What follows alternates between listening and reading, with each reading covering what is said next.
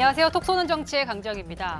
국회의원 사상 처음으로 출산 휴가를 썼던 자유한국당의 신보라 의원, 이번엔 아기와 함께 의회에 등원하겠다며 본회의장 출석 허가를 요청했습니다. 하지만 이 문제 일단 연기가 됐습니다.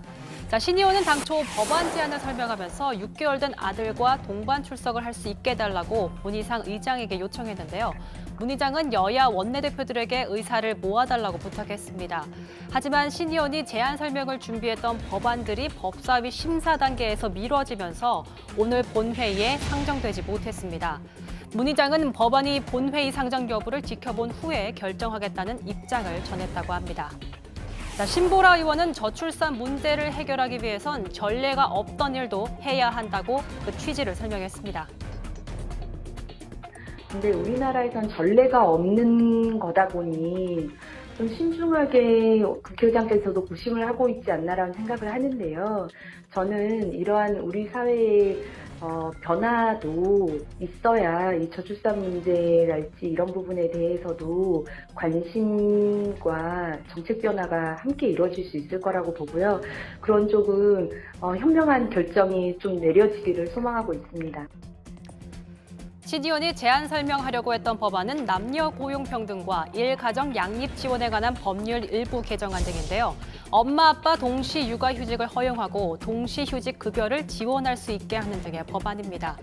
문 의장과 여야 원내대표들이 허가하고 법안이 본회의에 상정되면 신 의원이 아이 동반 출석이 가능해질 전망인데 성사된다면 헌정사상 처음 있는 일이 됩니다. 정의당도 지지 의사를 밝혔습니다.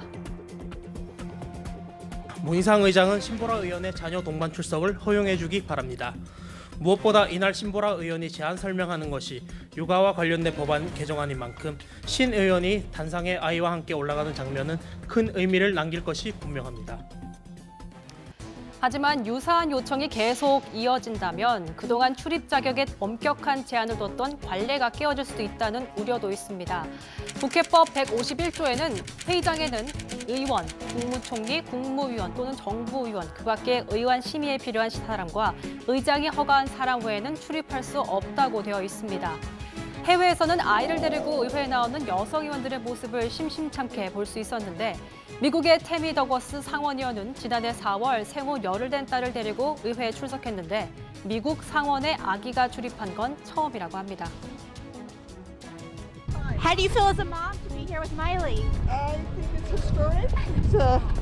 I just think it's amazing, and I want to thank all my colleagues for the unanimous consent vote so we can do this. Thank you. Thank you guys. She's pretty young to be making history. She is, you know, there's...